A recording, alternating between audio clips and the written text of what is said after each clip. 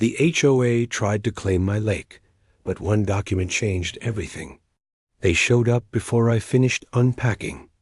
I had been in my new house for less than 24 hours when the knocking started. Not a friendly neighbor knock, not a welcome to the community. Tap. This was sharp, loud, repeated. The kind of knock that says, "We're not asking." I had boxes stacked everywhere. The couch was still wrapped in plastic. My kitchen looked like a storage unit exploded inside it. I hadn't even figured out which light switch controlled the hallway yet, and there they were. When I opened the door, 5 people stood shoulder to shoulder like a small committee. All of them wore matching navy polo shirts with the HOA logo stitched neatly on the chest. Perfectly pressed. Perfectly confident. At the center stood a woman in her late 40s, posture stiff, chin slightly raised. She held a thick clipboard against her chest, like it was official authority itself. "Welcome to the neighborhood," she said flatly. No smile, no warmth. Just procedure. "Thanks," I replied cautiously. "We're here about the lake." I paused. The lake? I slowly turned my head toward the backyard. Through the open blinds, I could see it stretching wide and calm behind my property. The water reflected the afternoon sun like polished glass. It was peaceful, quiet, beautiful. It was the reason I bought this house. I had worked years to afford a place like this. A private shoreline. Morning coffee by the water. Evenings watching the sunset ripple across the surface. "We just need you to sign these," she continued, stepping forward and pushing a packet of papers toward me. "The lake and docks are controlled by the HOA. All residents must follow usage regulations, maintenance fees, and access policies." I didn't take the papers right away? Controlled by the HOA? I asked. "Yes," she said confidently. "No one owns the lake. It's community property." I blinked slowly, because that wasn't true. Before buying this house, I had done something most people skip in there. Excitement. I checked everything. The survey maps, property lines, the county land records, original development filings. I even hired my own independent surveyor just to be certain. And according to every official document recorded with the county, the lake wasn't community property. It wasn't shared. It wasn't HOA controlled. It was attached directly to my parcel number, including the shoreline, including the water rights. And here's the part they really didn't know. The 3 wooden docks stretching into the lake, the ones residents used for boats and summer gatherings, those docks sat fully inside my property boundary. They had been there for years, probably built during the original development. But somewhere along the way, the HOA simply assumed control without verifying ownership, and no one had challenged them. Until now. "I'm pretty sure the lake is part of my property," I said calmly. The woman laughed softly. Not kindly. "Oh, honey," she replied, shaking her head. "No one owns the lake." That's when I smiled, because I knew something they didn't, and they had just knocked on the wrong door. The documents. They never CHECKD before buying the house. I did something most people skip in the excitement of closing day. I didn't just fall in love with the view. Verified it. I checked the land survey line by line. I reviewed the official county parcel maps. I pulled archived development plans from public records. And I read every single word of the deed, twice, most. Buyers assume if a lake is behind their home, it's either shared or HOA managed. That's what usually happens in planned communities. But assumptions don't hold up in court. Paperwork does. According to the recorded survey, the boundary line didn't stop at the grass. It didn't stop at the shoreline either. It extended several feet into the water, clearly marking private lake rights. Attached to my property. The lake wasn't labeled common area. It wasn't described as community access. It wasn't mentioned in the HOA control section at all. It was legally attached to my land parcel number, and that wasn't.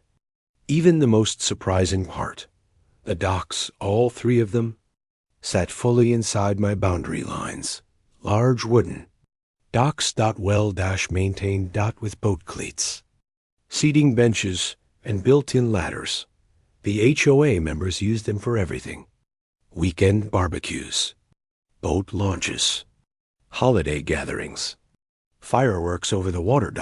But those docks had been constructed years ago when the subdivision was first developed. Somewhere along the line, the HOA must have assumed they had authority over them. Maybe no one questioned it.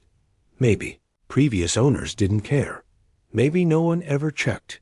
But I did. So when the HOA president stood at my door and told me I needed permission to sit by my own lake, I didn't argue. I didn't raise my voice. I didn't pull out documents on the spot. I simply smiled and said, "I'll review the paperwork and get back to you." That evening, after the moving boxes were pushed aside, I made a call. My attorney answered on the second ring. "I need you to double-check something," I told him. I sent over the survey, the deed, and the development maps. The next morning, he called me back. "You're correct," he said plainly. "It's yours. All of it. And if the HOA is collecting fees for access, that's a serious issue." That's when things shifted. We drafted a certified letter, professional, direct, legally precise. It stated, effective immediately, unauthorized use of my lake and docks must cease. Any continued access without written permission will be considered trespassing. No threats. No drama. Just facts. We sent it certified mail to every board member in the HOA office. By late afternoon, the neighborhood group chat exploded. Confused messages, angry reactions, panicked questions. Residents were asking why they suddenly couldn't use their docks. Board members were scrambling to locate old development records. And for the first time, the HOA realized something very uncomfortable. They had been enforcing rules on property they didn't own. They had been charging maintenance fees for water they didn't control. And the quiet new homeowner, who hadn't even finished unpacking, had the documents to prove it. You could almost feel the panic spreading house to house, because authority, built on assumption, doesn't survive paperwork. And the paperwork was on my side. The emergency HOA meeting 2. Days after the certified letters were delivered, an email hit every resident's inbox. Emergency HOA meeting. Mandatory attendance. The timing was not a coincidence. When I walked into the clubhouse that evening, the energy felt completely different from the confident group that had shown up at my front door. Conversations stopped when I entered. Heads turned. Whispers followed. This time, they weren't standing tall. They were sitting down. The HOA president avoided eye contact at first. Her clipboard was still there, but it no longer looked like a weapon. It looked like a shield. "Thank you all for coming," she began, clearing her throat. "We're here to clarify some misunderstandings regarding lake access." Misunderstandings. That was one way to describe it.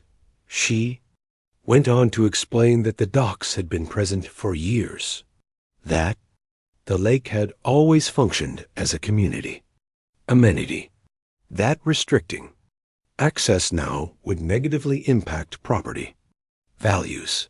Several residents nodded nervously. A few looked confused. Most had no idea the land might not belong to the HOA at all. Then she turned toward me. "Surely we can come to a reasonable solution," she said carefully. "After all, this lake has been shared for a long time." I didn't respond. My lawyer did. He stood up calmly, walked to the center table, and placed a folder down in front of the board members. Inside were copies of the official county survey, highlighted boundary lines, stamped Certification seals. Recorded. Parcel numbers. He opened the document slowly and rotated it so everyone could see. This, he said evenly, is the legally recorded property map. As you can see, the shoreline, water rights, and dock locations fall entirely within my client's parcel. The room went quiet. Not awkward quiet. Heavy quiet. You could hear the air conditioning hum. One board member leaned forward, adjusting his glasses. Another flipped through the pages quickly, as if hoping something would change. Finally, someone whispered what everyone was thinking. We never verified the original development maps. Exactly. For years, the HOA had been collecting lake maintenance fees from residents for a lake they didn't own, for docks they didn't control, for water access that legally belonged to someone else. Some residents in the back began murmuring. A few looked upset, not at me, but at the board. The president tried again. Well, perhaps there's historical precedent here. My lawyer shook his head gently. Historical usage does not override recorded ownership. That ended the debate, legally. I had options. I could lock the docks immediately. I could install gates and security cameras.